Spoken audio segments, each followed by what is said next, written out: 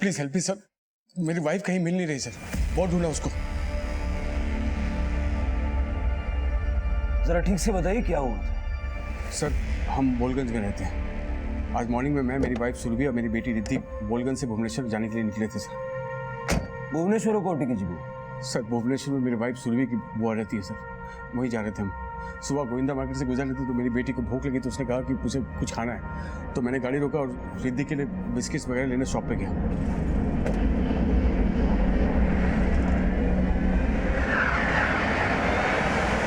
बेटा chocolate and biscuit, पानी P low. बेटा मम्मी कहाँ है? पता नहीं। बाहर गई थी क्या? नहीं।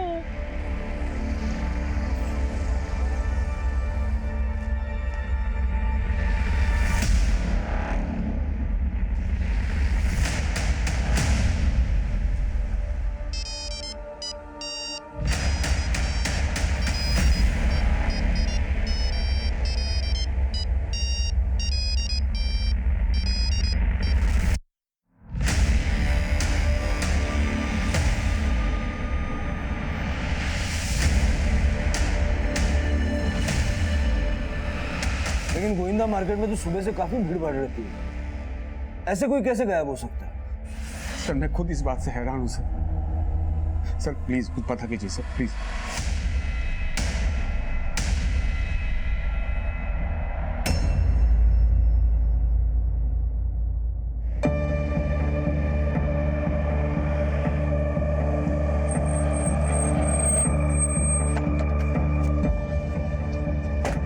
सर गाड़ी हमने यहीं रोकी थी सर, बच्ची को भूख लगी थी तो मैं बिस्किट वगैरह लेने गया तो आके देखा तो मेरी वाइफ बैठी नहीं थी, तो मैंने आसपास सबको पूछा सर, लेकिन किसी को कुछ पता नहीं था सर। विवेक आसपास पूछताछ करो, देखो किसी ने कुछ देखा क्या। वक्त क्या हो रहा था उस समय? सर करीबन सुबह के 7 बजे होंगे। 7? हाँ। आइए।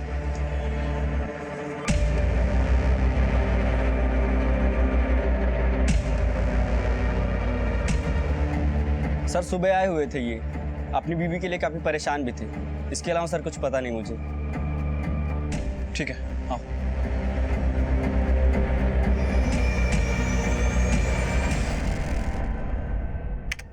सर सुबह 7:13 पर इसकी कार यहाँ के रुकती है। ये देखिए सर।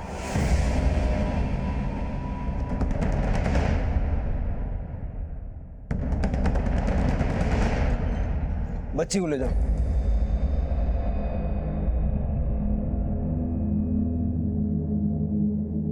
सुना है बहुत हंगामा मचा दिया तूने, बड़े बाजार में सबको यकीन दिला दिया कि तेरी बीवी गायब हो गई। चाल बहुत अच्छी थी लेकिन कामयाब नहीं हुई। कैसी चाल सर? आप ये क्या बोल रहे हैं, मुझे कुछ समझ में नहीं आ रहा। नौटंकी बंद कर। जब तू गोविंदा आया तेरी गाड़ी में तेरी बीवी थी नहीं। अब ये पुलिस के पास मिसिंग कंप्लेंट लिखवाने के लिए आ गया। क्या किया अपनी बीवी के साथ? सर मैं झूठ नहीं बोल रहा सर, वो गाड़ी में बैठी थी सर। आप ये कैसी बात कर रहे हैं? गोविंदा में जहां तूने गाड़ी रोकी थी वहां का सीसीटीवी फुटेज हमने चेक किया। अब एक भी झूठ बोला ना तो ऐसा सर ये आप क्या कर रहे हैं सर?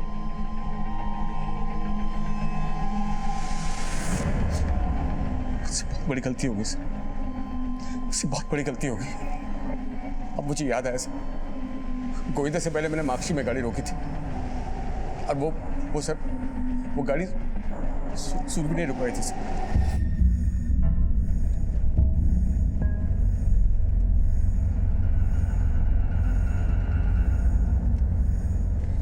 अभिनव गाड़ी रोको, मैं आती हूँ। मैं थोड़ा नींद में था सर, मैंने सिर्फ गाड़ी के दरवाजे बंद होने की आवाज़ सुनी, मुझे लगा कि गाड़ी में बैठ गई सुरभि। गौतम सर ये माकची से गोविंदा 26-27 किलोमीटर होगा ना? सर 30 किलोमीटर से कम नहीं है। 30 किलोमीटर। और ये बोल रहा है कि 30 किलोमीटर तक इसे रियलाइज नहीं हुआ इसकी बीवी गाड़ी में है या नहीं। क्या करें इसका? सर कहो तो इसकी धुनाई कर दूं, सब कुछ सच बोलने सर लगेगा। आप लोग मेरी बात का यकीन क्यों नहीं करते सर? ट्रस्ट नहीं सर, मैं झूठ नहीं बोल रहा, मुझे मेरी बीवी की फिक्र है सर। सुबह के 4 से 5 बजे होंगे जब मैं माक्सी में गाड़ी रोकी थी सर। इतने सुनसान अकेले वो पर मुझे मेरी बीवी की फिक्र है सर। प्लीज उसका पता लगाइए sir. I need your help sir. मैं झूठ नहीं बोल रहा सर, मैं झूठ नहीं बोल रहा। बेटा तुम लोग जब कार से आ रहे थे मम्मी थी? हाँ, बेटा जब मम्मी गाड़ी में थी तो कहाँ चली गई? मुझे पता नहीं, मैं तो सो रही थी। फिर मैं उठी, फिर मुझे भूख लगी। फिर तुम्हारे पापा तुम्हारे लिए बिस्किट चॉकलेट लाए और पूछा मम्मी कहाँ है। लेकिन मम्मी तो नहीं थी ना, कहाँ गई? रिद्धि बेटा, मैंने बीच में एक बार गाड़ी भी रोकी थी। बस हमने पूछ लिया जो पूछना था। सर इसका मतलब यह है कि अभिनव ने अपनी बीवी के साथ जो कुछ भी किया वो तब किया जब इसकी बेटी सो रही थी। सर इसकी बातों पे भरोसा नहीं किया जा सकता। सर ऐसा कैसे हो सकता है कि 30 किलोमीटर तक इसे पता ही नहीं चला कि उसकी बीवी उसकी कार में है या भी नहीं? सर एकदम सफेद झूठ बोल रहा है ये। गौतम अगर झूठ बोल भी रहा है तब भी उसको एक मौका देना चाहिए। सर मागची में सुनसान हाईवे पे एक औरत का होना नॉट सेफ। उसको मागची लेके जाओ। ठीक है सर।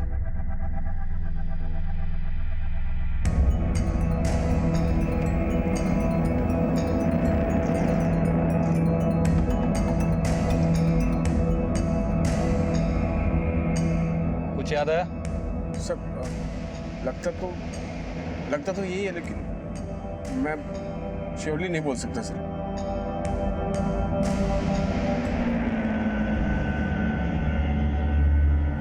सर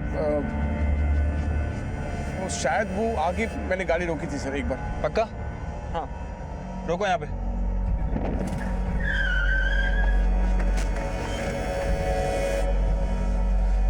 ये सर, जगह शायद मैंने यही गाड़ी रोकी थी सर। आसपास देखो, इसकी बीवी को किसी ने देखा है क्या? Okay sir.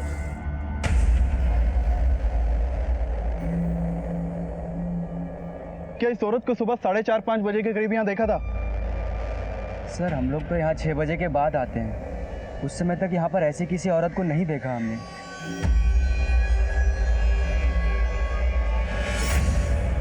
अब मैं कोई कहानी सुनना नहीं चाहता। क्या किया अपनी बीवी के साथ? मैं कोई कहानी नहीं बना रहा सर। चल मान लिया कि तू कोई कहानी नहीं बना रहा। तेरी बीवी तो पढ़ी लिखी है। अगर उसका फोन तेरी गाड़ी में छूट गया तो कोई पीसीओ ढूंढ के तो तुझे कांटेक्ट कर सकती है ना। यही बात मैं आपको समझाने की कोशिश कर रहा हूँ सर। अगर उसने मुझे फोन नहीं किया इसका मतलब वो कोई मुसीबत में है सर। मुसीबत में छोड़ा किसने? तूने ना। क्या पता तेरा क्या इरादा था? सर लेकिन आप ये मैं यहाँ पर आया बीवी की मिसिंग रिपोर्ट लिखाने, आप मुझे यहाँ पर इसके परिवार का पूरा डिटेल्स लो इससे और फिर इसको तोड़ के पूछो कि बीवी के साथ क्या किया। सर ये आप गलत कर रहे हैं सर। सर ऐसा मैंने कुछ नहीं किया सर। गौतम सर अभिनव की कॉल रिकॉर्ड्स निकालो, पता करो उसका अपनी बीवी के साथ रिश्ता कैसा था। उसने कहा कि वो भुवनेश्वर एक बिजनेस मीटिंग के लिए और सुरभि की बुआ से मिलने के लिए जा रहा था। पता करो उसका भुवनेश्वर जाने का रीजन यही था या नहीं। और संबलपुर से लेके गोविंदा तक जितने भी सीसीटीवी हाईवे पे सबका फुटेज निकालो। ठीक है सर। हेलो, अभिनव के भाई भुवन बात कर रहे हो? हाँ लेकिन आप कौन बोल रहे हैं? मैं गोविंदा पुलिस से पीएसआई गौतम बात कर रहा हूँ। जी सुरभि मेरी बड़ी बहन का नाम है। क्या? दीदी गायब है?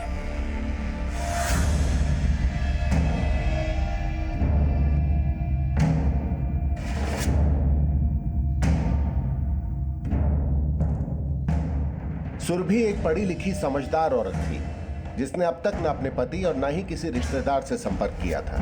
लेकिन वो गायब कहाँ थी? पुलिस उसको ढूंढने के लिए हर संभव प्रयास कर रही थी, लेकिन उसका मिलना नामुमकिन सा लग रहा था।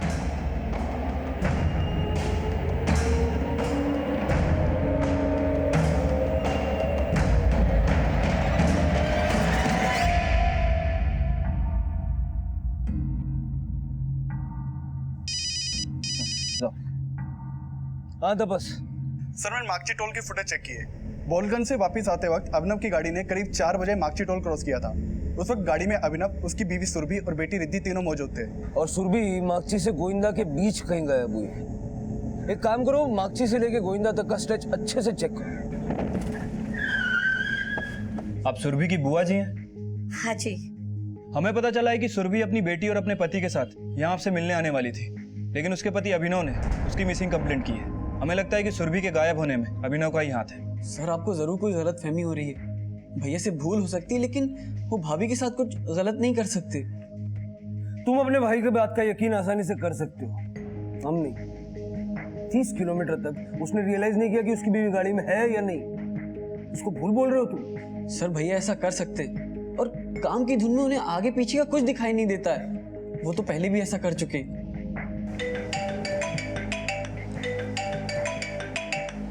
हेलो हेलो भुवन, तुम्हारे भैया मुझे यहाँ मार्केट में फिर से भूल के चले गए हैं और यहाँ मुझे बहुत देर से कोई ऑटो भी नहीं मिल रहा है। तुम प्लीज आके मुझे पिकअप कर लोगे? सर भैया भुलक्कड़ स्वभाव के हैं। उनसे भूल हो सकती है लेकिन वो कोई क्राइम नहीं कर सकते। वो अपनी वाइफ और बेटी से बहुत प्यार करते हैं। सर प्लीज उन्हें छोड़ दीजिए। अब तुम्हारे भैया ने ये सब भूल से किया या सोच समझ के किया, जब तक पता नहीं लग जाता उसे छोड़ नहीं सकते। सर लेकिन भैया के साथ तो रिद्धि भी थी। रिद्धि को हमने उसकी मौसी काव्या के यहाँ भेज दिया। Don't worry about. मैं भैया से एक बार मिल सकता हूँ क्या? भैया आप ऐसी लापरवाही कैसे कर सकते हैं? आप भाभी को ऐसे बीच रास्ते में छोड़ा है। मुझसे बहुत बड़ी गलती हो गई मोहन। मैं अपने धुन में इतना खोया हुआ था कि मुझे कुछ पता ही नहीं चला। लेकिन जैसे लोग सोच रहे हैं ना, ऐसा कुछ नहीं है मेरे भाई। मैंने कुछ नहीं किया। तू समझ रहा ना मैं क्या कर रहा हूँ? मैं कुछ नहीं किया। जाहिर है कि अभिनव का भाई उसके फेवर में ही बोलेगा। सुरभि की बुआ का क्या कहना है? सर बुआ ने भी अभिनव के ऊपर शक नहीं जताया। हाँ लेकिन उन्हें इस बात का पता नहीं था कि सुरभि और अभिनव उनसे मिलने भुवनेश्वर आने वाले हैं। मतलब अभिनव ने झूठ बोला? हाँ सर, लेकिन सर अभिनव की भुवनेश्वर में बिजनेस मीटिंग कंफर्म थी। ये भी उसकी कोई ना कोई तो चाल है। सुरभि के साथ जो कुछ हुआ वो मागची और गोविंदा के बीच हुआ। हो सकता है कि उसको मार के उसकी बॉडी पे डंप कर दी हो। हर पॉसिबिलिटी चेक करो। ठीक है सर।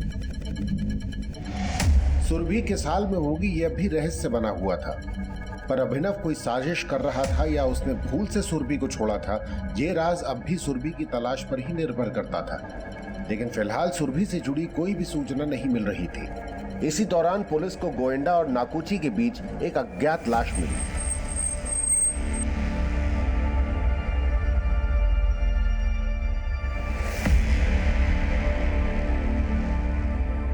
सर कुछ टाइम से अभिनव का बिजनेस अच्छा नहीं चल रहा था और तब से वो बहुत परेशान रहने लगा था और इसी वजह से उन दोनों में झगड़े होने लगे थे। किस तरह के झगड़े? अब सर किसी के घर के अंदर तो झांक के देखा नहीं जा सकता, लेकिन मुझे तो लगता है उन दोनों के झगड़े के पीछे अभिनव के भाई भुवन का हाथ है। बट भुवन कैसे हो सकता है? अब सर ये तो आपको अभिनव ही बता सकता है। वैसे शादी के कुछ समय बाद ही अभिनव ने खुद से भुवन को अलग कर दिया था। और अब सुरभि गायब है। सर अभिनव और सुरभि के बीच झगड़े उनकी बेटी के पैदा होने के बाद शुरू हुए। मुझे लगता है सर झगड़े की वजह माँ और बेटी की बीमारी हो सकती है। सर जब रिद्धि का जन्म होने वाला था तब हमें पता चला कि सुरभि भाभी को हीमोफीलिया है। फिर रिद्धि को भी हीमोफीलिया हो गया, जिस कारण से उनके ब्लड प्लेटलेट्स अक्सर कम रहते हैं। और सर ये बीमारी ऐसी कि अगर एक बार कोई चोट या खरोच लग जाए तो खून रुकना बंद नहीं होता। मतलब इलाज का खर्चा रेगुलर, और अभिनव का बिजनेस भी ठीक नहीं चल रहा था। काफी तंग आ गया होगा ना अभिनव? सर भैया परेशान तो बहुत रहते थे, लेकिन इस वजह से कभी भैया और भाभी के बीच में कोई लड़ाई नहीं हुई। लेकिन झगड़े होते थे। सर अगर किसी इंसान की कमाई कम और खर्चे ज्यादा हो तो उसका फोकस फैमिली से हट के काम पे ही हो जाता है। और जबकि रिद्धि और भाभी को अच्छी देखभाल की जरूरत थी। अभिनव, तुम मेरी दवाइयाँ ले आए? अभिनव मैंने तुम्हें टेक्स्ट किया था, तुम मेरी और रिद्धि की दवाइयाँ लाए कि नहीं लाए? तुमको जो कुछ मंगाना है वो भुवन को बता दो, वो ले आएगा। ठीक है? सब कुछ भुवन करेगा तो फिर तुम क्या करोगे? काम, तभी तो तुम्हारी दवाई का खर्च पूरा होगा। अगर तुमने पहले से अपना ध्यान दिया होता तो तुम्हारी ये बीमारी रिद्धि को नहीं लगती।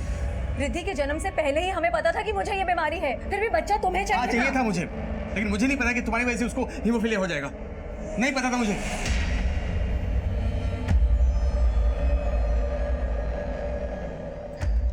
सर हो सकता है कि सुरभि की बीमारी के खर्चों से तंग आकर उसने सुरभि को गायब कर दिया। लेकिन हीमोफीलिया उसकी बेटी को भी। सर हो सकता है कि बेटी को सिंपैथी पाने के लिए रखा हो ताकि उसके झूठ पे पर्दा डाल सके। हेलो, सुरभि हीमोफीलिया की मरीज थी। हो सकता है उसके साथ ऐसा कुछ हो गया हो जिससे वो हॉस्पिटलाइज हो गई। लेकिन सर माक्सी और गोंदिया के बीच जितने भी हॉस्पिटल है मैंने सभी जगह चेक किया, सुरभि के बारे में कोई लीड नहीं मिली है सर।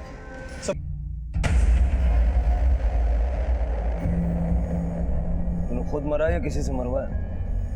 सर क्या बोला? मेरी बीवी, वो मेरी बीवी है सर। ये बीवी बीवी करना बंद कर दे। अगर उसको बीवी मानता ना तो ऐसे बीच सड़क में छोड़ के भागता नहीं। क्या पता तू अपनी बेटी को भी मारना चाहता होगा। क्या बात कर रहे हो? कैसी बात कर रहे सर? आप मेरा विश्वास कीजिए सर, मैं से कुछ नहीं कर सकता। कैसे कर लूं तेरा विश्वास? भुवनेश्वर में उसकी बुआ के वहां लेके जाने वाला था ना, उसकी बुआ को मालूम तक नहीं। तेरा पहले से इरादा था उसको मारने का, और इसीलिए ये बुआ वाला बहाना बना के तूने उसको गाड़ी में बिठाया। मैंने सुरभि को बोला था बुआ को फोन पे, लेकिन ऐसा भद्दा आरोप मुझ पर मत लगाओ सर। मैंने अपनी बीवी को नहीं मारा सर, मैं बहुत प्यार करता हूँ सर। मेरी एक ही गलती हुई सर, मैं हाईवे पे कुछ भूल कर चला है सर, मैंने कुछ नहीं किया।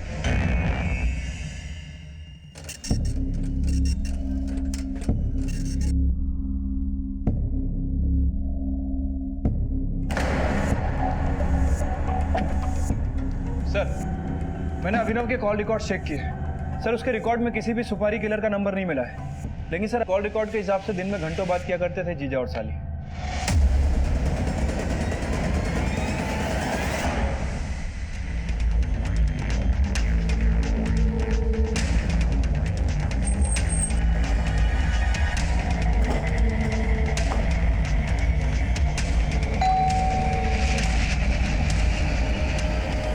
जी सर, हमें काव्या से बात करनी है।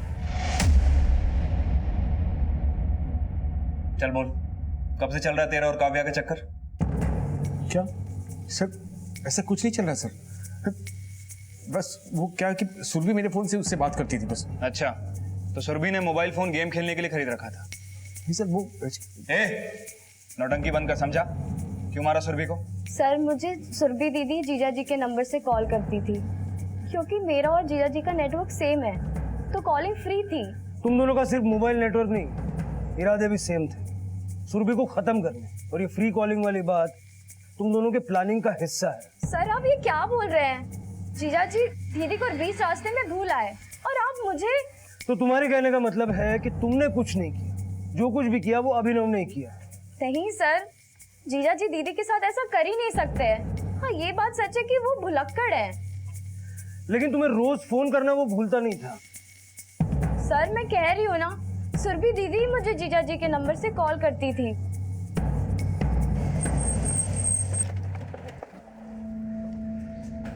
गौतम, लगता है अभिनव और काव्या सोच के बैठे कि अगर फंस गए तो क्या बोलना है। काव्या के कॉल रिकॉर्ड निकालो।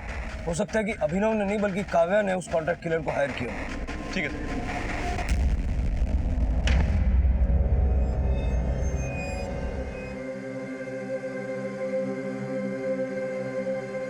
सुरभि को गायब हुए 15 दिन बीत चुके थे। क्या वो किसी बड़ी मुसीबत में थी या फिर किसी अपराध का शिकार बन चुकी थी? वहीं उसकी बेटी अपनी मां के इंतजार में थी, जो अब मजबूरन अपने पिता से भी दूर हो चुकी थी।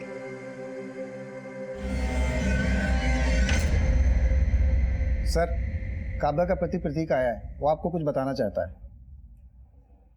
भेजो। Okay sir. सर मैं मर्चेंट नेवी में जॉब करता हूँ, 6 महीने घर पर रहता हूँ और 6 महीने ड्यूटी पर। मुझे हमेशा से शक था कि मेरी बीवी काव्या का अफेयर किसी ना किसी के साथ जरूर होगा, लेकिन मुझे अंदाजा भी नहीं था कि उसका अफेयर उसी के जीजा अभिनव से होगा। तो जैसे आपको शक था, हो सकता है सुरभि को भी शक रहा हो। कभी सुरभि ने इस बारे में आपसे बात करने की कोशिश की?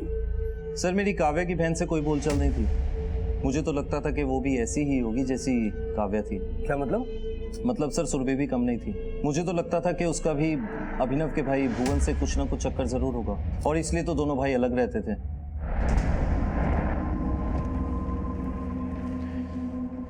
सर ये तो काव्या का हस्बैंड प्रतीक है, ये यहाँ क्यों आया था? सुरभि और काव्या का कैरेक्टर बताने के लिए आया था। कह रहा था कि अभिनव और काव्या का ही नहीं, सुरभि और भुवन का भी अफेयर हो सकता है। लेकिन सर मैंने अभिनव और काव्या इन दोनों के फ़ोन रिकॉर्ड चेक किए। सर दोनों के फ़ोन रिकॉर्ड में कुछ भी सस्पिशियस नहीं मिला है, और जब जब इन दोनों की फ़ोन पे बात होती थी, अभिनव की फ़ोन लोकेशन हमेशा उसके घर की रही थी। सर मुझे लगता है इस प्रतीक का ऐसा बयान देना, इसका मकसद कुछ और ही है। क्या मकसद उसका? सर काव्या और सुरभि की पेरेंट्स की डेथ के बाद उनकी बुआ उनके फादर के घर में ही रहने लगी थी। सर उसी दौरान बुआ ने यह कहा था कि उनकी मौत के बाद वो घर दोनों दामादों के नाम कर देंगी। इस सिलसिले में मैंने बुआ से पूछताछ भी की। सर उनका कहना है कि काव्या अपने पति प्रतीक से ज़्यादा खुश नहीं थी, प्रतीक छोटी छोटी बातों पर उस पर शक किया करता था, जबकि अभिनव के बारे में उन्होंने कहा है कि अभिनव थोड़ा भुलक्कड़ जरूर है, लेकिन सुरभि का मर्डर नहीं कर सकता। गौतम, लेकिन प्रतीक ने एक बात तो नहीं बताई है। मान लो कि सुरभि और भुवन का चक्कर था, अभिनव के पास सुरभि को मारने का मोटिव था। सर मोटिव तो हो सकता है, क्योंकि जब मैंने पड़ोसियों से पूछताछ की तो उन लोगों ने भी भुवन की तरफ इशारा किया था। और सर अभिनव और सुरभि की शादी के बाद ये भुवन उनसे अलग भी रहने लगा था। पता लगा ये भुवन अलग क्यों रहने लगा था, और भुवन और सुरभि के अफेयर की बात में सच्चाई कितनी? ठीक है सर।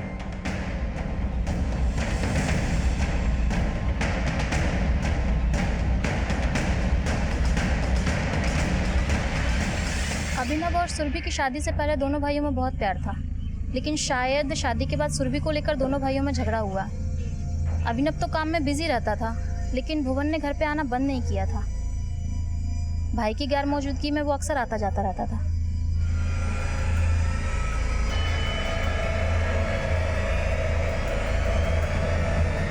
सर आप ऐसा सोच भी कैसे सकते?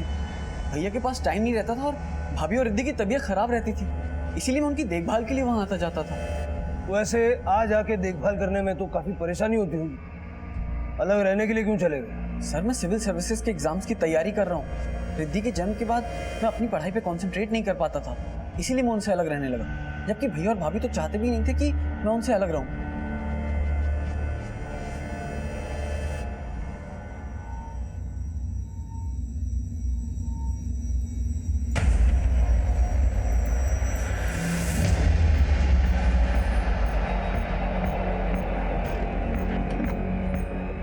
सर मार्क्सी गोविंदा हाईवे के पास जिस औरत की बॉडी मिली थी वो सुरभि नहीं है। सुरभि की उम्र 30 साल है और वो हीमोफीलिया की पेशेंट है, जबकि जो बॉडी हमें मिली है उसकी उम्र 40 साल है और उसमें हीमोफीलिया के सिम्टम्स नहीं मिले।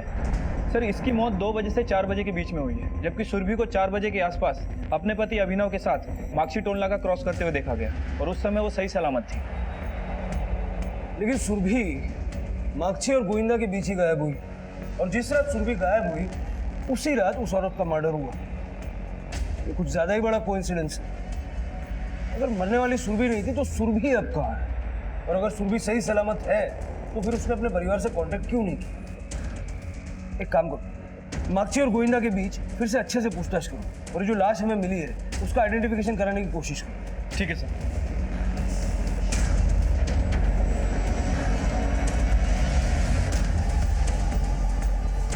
सुरभि अब कहां थी, ये रहस्य अब और भी गहरा होता जा रहा था, और सुरभि के गायब होने से अब इस केस में ऐसे सवाल खड़े होने वाले थे जो पुलिस की थ्योरी में 180 डिग्री का घुमाव लाने वाले थे। हेलो सर, मैं बोलगंज पुलिस स्टेशन से सब इंस्पेक्टर जीवन बोल रहा हूँ। जी कहिए। सर मुझे सुरभि के मिसिंग केस के बारे में पता चला तो सोचा आपसे बात करूं। कुछ साल पहले सुरभि ने अपने पति अभिनव के खिलाफ डोमेस्टिक वायलेंस का केस फाइल किया था। उसके बाद हमने उसके पति को अरेस्ट भी किया, बट उसने तुरंत केस वापस भी ले लिया। सुरभि जी, जब आपको केस वापस ही लेना था तो आपने अपने पति के खिलाफ केस फाइल ही क्यों किया? सर मैं सिर्फ अभिनव को सबक सिखाना चाहती थी कि मैं कोई अबला नारी नहीं हूँ। आपको अंदाजा भी है आपके केस वापस लेने के बाद वो आप पर मानहानि का मुकदमा कर सकता है। सर ना तो उसके पास इतना वक्त है और ना ही ये सब करने के लिए दिमाग। बस मैं चाहती हूँ कि वो मुझ पर फिर से हावी ना हो। गौतम, अगर अभिनव को नीचा दिखाने के लिए सुरभि झूठी पुलिस कंप्लेंट फाइल कर सकती है तो अभिनव से हमेशा के लिए छुटकारा पाने के लिए कोई बड़ा गेम भी खेल सकती है। सर मैं कुछ समझा नहीं। काव्या के पति ने हमें बताया कि सुरभि और भुवन का चक्कर हो सकता है। पड़ोसियों से भी हमें ऐसी बातें सुनने को मिली। हो सकता है कि किसी औरत का मर्डर करवा के सुरभि उसे अपना मर्डर दिखाना चाहती हो। हाँ तो बस। तो जिस रात उस अज्ञात औरत का मर्डर हुआ था उसकी अगली सुबह वहीं पास के पुलिस स्टेशन में एक कमला नाम की औरत की मिसिंग रिपोर्ट फाइल की गई थी। सर कमला प्रोस्टिट्यूट थी और कमला की मिसिंग रिपोर्ट उसकी 16 साल की बेटी और उसके पड़ोसियों ने करवाई थी। जो लाश हमें मिली है उसका डीएनए कमला की बेटी से मैच करवा के दे, और इस कमला के बारे में सब कुछ पता करो। उसका कनेक्शन सुरभि मिसिंग केस से हो सकता है। Okay sir. गौतम, पूरे चांसेस हैं कि इस कमला नाम की प्रोस्टिट्यूट का मर्डर करवा के सुरभि उसे अपना मर्डर दिखाना चाहती है। अभिनव ने बताया था कि सुरभि उसकी बुआ को फोन करके बताने वाली थी कि वो लोग भुवनेश्वर आ रहे हैं, लेकिन सुरभि ने ऐसा किया नहीं था। हो सकता है कि अभिनव के भुलक्कड़ स्वभाव का फायदा उठा के उसी ने मार्क्सी के पास गाड़ी रुकवाई। मैं आती हूँ।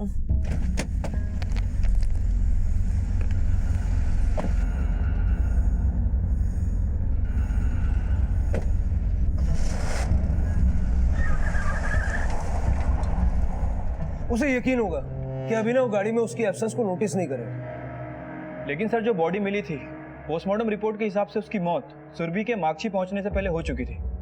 आपको वाकई लगता है कि सुरभि ऐसा कुछ कर सकती है? गौतम, हो सकता है मेरी थियरी गलत हो, लेकिन मेरे लिए सबसे बड़ा सवाल यह है कि अगर सुरभि सही सलामत है तो उसने अपने परिवार को कांटेक्ट अब तक क्यों नहीं किया? एक काम करो, सुरभि के पिछले सारे कॉल रिकॉर्ड्स निकालो। ठीक है सर।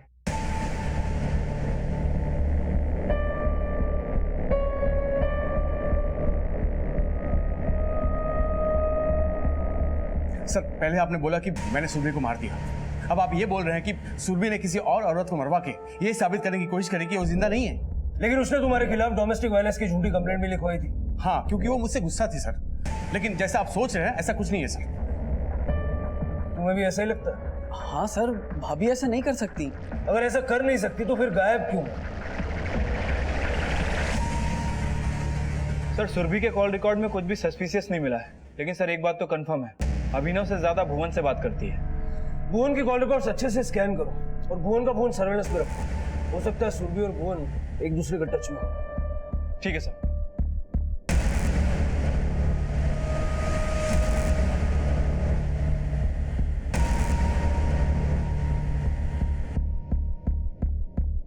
सुरभि का गायब होना सुरभि के चरित्र और भूमिका पर कई सवाल खड़े कर रहा था, पर हकीकत क्या वाकई ऐसी ही थी जैसा अनुमान लगाया जा रहा था?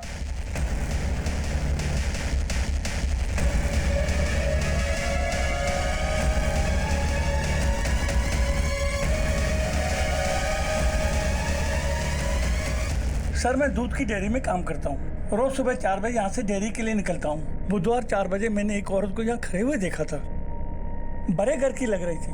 क्या यही औरत थी वो? सुरभि की पहचान की उसने? सर उस आदमी ने उसका चेहरा नहीं देखा था। वक्त क्या रहा होगा? सर करीब 4 बजे। जिस औरत की लाश हमें मिली उसका मर्डर 2 से 4 के बीच हो गया था। ये बस में बैठने वाली सुरभि हो सकती है। पता करो ये व्हाइट मिनी बस किसकी है। हो सकता है उसमें भुवन भी मौजूद है। Okay sir.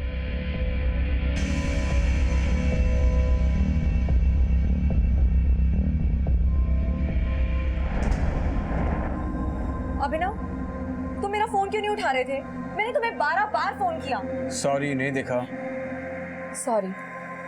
किस किस चीज के लिए सॉरी बोलोगे तुम? तुम्हें मेरी और रिद्धि की जरा सी भी परवाह है कि नहीं है? अब लेक्चर मत सुनाओ, अगली बार उठा लूंगा फोन। मैं तो तुम्हें सॉरी बोलने के लायक भी नहीं हूं सर।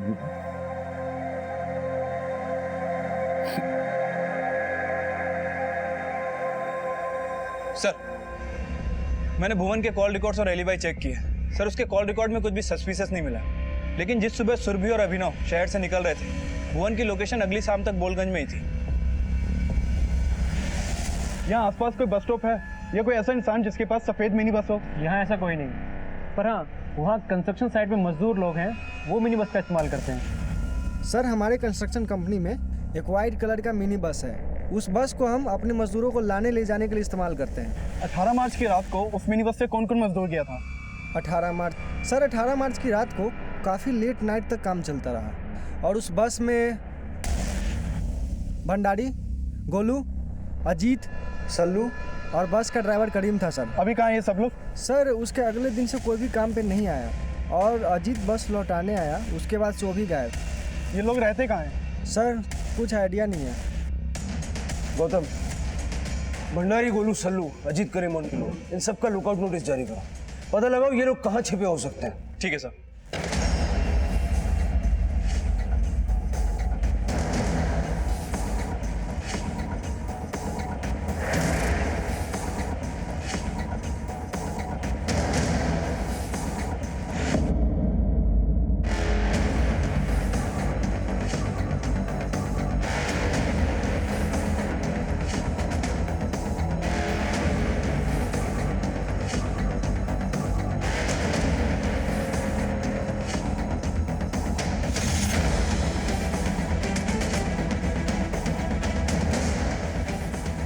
इस केस में अब तक 6 संदिग्ध सामने आए थे, लेकिन इस केस में इनकी भूमिका क्या थी, ये राज अब भी उनकी तलाश तक महफूज था और जल्द ही एक सूचना सामने आई। हाँ तपस,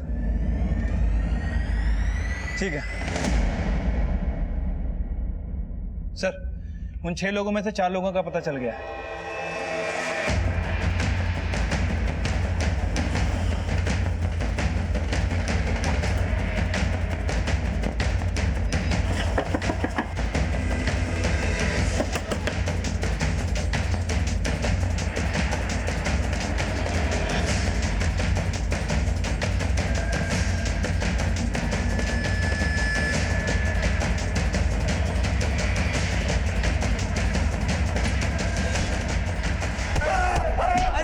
रुक जाओ।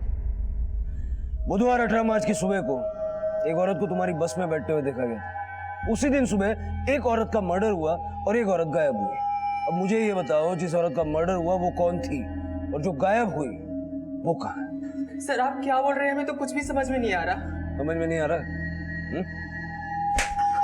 अब आ रहा है समझ में? कमला का मर्डर तुम लोगों ने इस औरत के कहने पे किया? नहीं सर, इसके कहने पे नहीं मारा था सर। फिर किसके कहने पे मारा? हम बस कमला को मारना चाहते थे सर, क्योंकि उसने अपने दलालों से हमें पिटवाया था सर। हम उसके रेगुलर कस्टमर थे साहब। उसकी 16 साल की बेटी है, हमें पता चला था साहब। हम बस उसके साथ सोना चाहते थे। हमने कमला को ऑफर भी किया साहब, लेकिन उसने हमें गालियां दी साहब, फिर अपने आदमियों से पिटवाया साहब। हम उस बदला लेना चाहते थे सर। रोज रात को वो हाईवे पे खड़ी होती थी कस्टमर ढूंढने के लिए।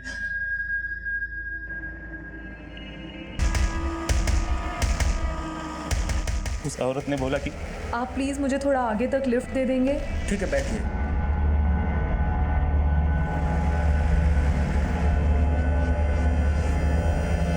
हमने उसकी मदद करने के लिए गाड़ी में बैठाया, लेकिन हम सबने उसके साथ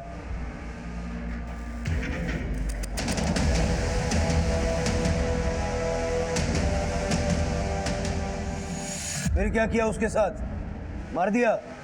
हम तो उसे मारना चाहते थे साहब, लेकिन करीम और भंडारी के कहने पे उसे छोड़ दिया साहब। हमने उसे नहीं मारा साहब। करीम और भंडारी का? हमें नहीं पता सर। सर ये लोग तो बोल रहे हैं कि इन्होंने सुरभि का रेप किया और फिर छोड़ दिया। झूठ बोल रहे हैं। या तो उन्होंने उसे कहीं बेच दिया है, या किडनैप करके कहीं रखा है, या फिर मार के कहीं फेंक दिया। एक काम करो, किसी भी तरह इनसे उगलो, भंडारी और करीम का। कम बैक सुरभि, प्लीज आ जाओ। पापा, आपको पता है जब मैं आपका वेट करती थी और आप नहीं आते थे, तब मम्मा कहती थी कि गॉड से प्रे करो और बोलो कि पापा जल्दी वापस कर आ जाए। मैं गॉड से प्रे करती थी और आप आ जाते थे, इसलिए हम गॉड से प्रे करते हैं। देखना मम्मी भी आ जाएगी। हाँ, मम्मी आ जाएगी बेटा, मम्मी आ जाएगी, आ जाएगी। साहब बताता हूँ साहब, भंडारी का हमें नहीं पता साहब, लेकिन करीम का गांव बिलासपुर में है साहब।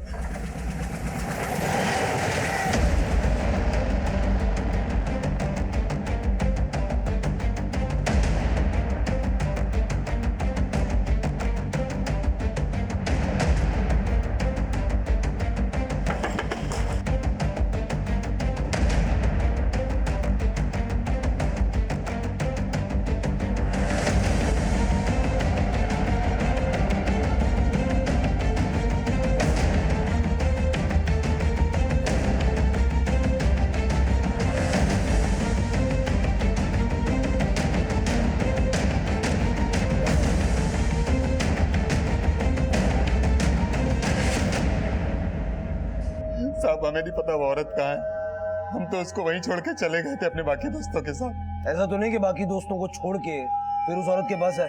नहीं साहब, हमने उसके बाद कुछ नहीं किया साहब, हमें नहीं पता वो औरत कहाँ है साहब। सर 6 के 6 को बहुत पीटा, लेकिन सभी का यही कहना है कि सुरभि का रेप किया और उसे जिंदा छोड़ दिया। गौतम, एक हीमोफीलिया की पेशेंट का गैंगरेप होता है, उसकी तो ब्लीडिंग से आधी जान निकल गई होगी। और वो मर गई है तो हमें उसकी लाश क्यों नहीं मिली? और अगर वो जिंदा है तो वो कहाँ है, किस हाल में? गैंगरेप की पीड़िता सुरभि एक बार फिर से ऐसा रहस्य बन गई थी जिसके सिरे भी गुम नजर आ रहे थे। क्या सुरभि फिर से किसी और के अपराध का शिकार हुई थी? क्या वो अब भी अस्तित्व में थी?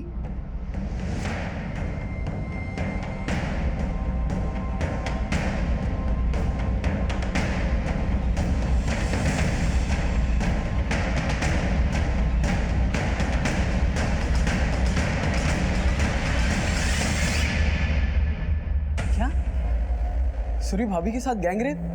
पर सर अभी भाभी है कहाँ? देखो, सुरभि के साथ जो कुछ हुआ उसके बाद तो नहीं लगता कि वो जिंदा भी होगी। सर प्लीज ऐसा मत बोलिए, वरना भाभी के बिना भैया और रिद्धि एकदम टूट जाएंगे। हम उसे ढूंढने की पूरी कोशिश कर।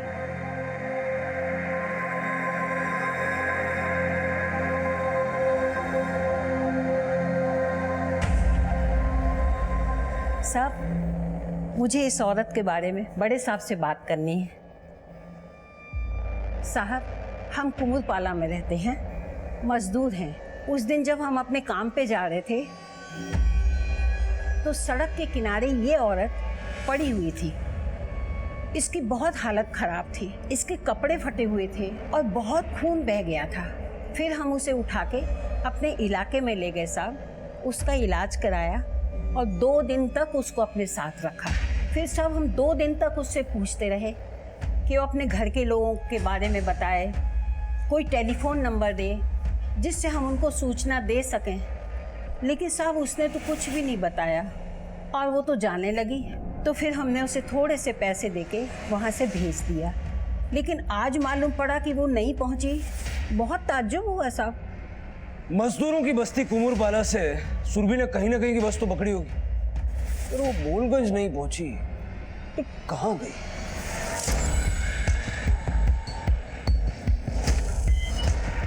हाँ सर, इस औरत ने कुमुरपाला से बस पकड़ी थी। ये तुम्हारी बस से उतरी कहाँ थी? इतना तो याद नहीं, लेकिन गोलगंज नहीं गई थी। हेलो,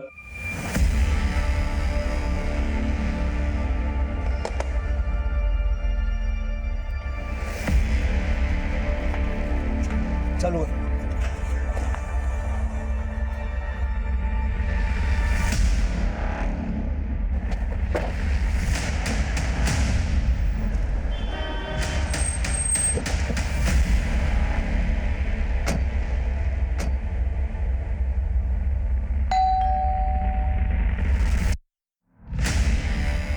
सुरभि,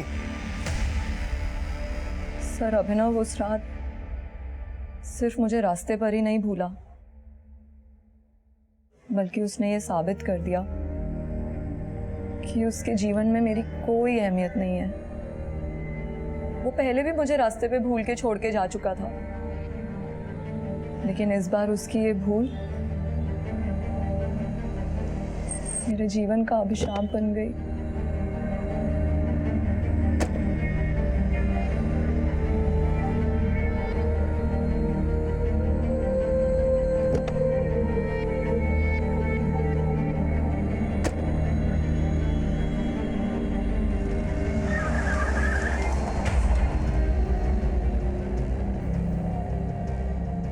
अभिनव की इस भूल की वजह से मुझे उन वैश्यों का शिकार बनना पड़ा।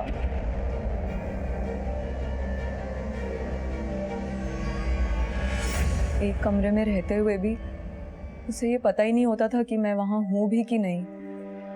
और उस रात भी मैं तो वहां मरी गई होती सर, अगर उन लोगों ने मेरी मदद ना की होती। तुम्हारे साथ इतना सब कुछ हो गया, तुमने अपने परिवार से कांटेक्ट नहीं किया? किस मुंह से कॉल करती उन्हें सर, और ये बताती कि मेरे साथ जो कुछ भी हुआ वो अभिनव की भूल थी, या फिर उस इंसान को फोन करती जिसके पास हमेशा एक ही जवाब होता है, गलती हो गई, सॉरी।